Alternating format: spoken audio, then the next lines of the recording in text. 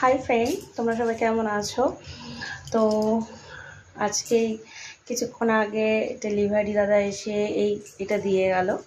হ্যাঁ, তো এইটা দেখো পুরোটাই সাদার উপরে যাচ্ছে, আর হচ্ছে এইটা এরকম হচ্ছে তোমার মানে মফ কালারের প্রিন্ট, বিভিন্ন দিয়ে প্রিন্ট করা আছে, এখানে আকাশি কালার আছে। তো এটা আমি বাইরে যখন কোথাও যাই তো তখন আমি এরকম ড্রেসই ক্যারি করি, কারণ সুবিধা হয় এরকম ড্রেস ক্যারি করতে।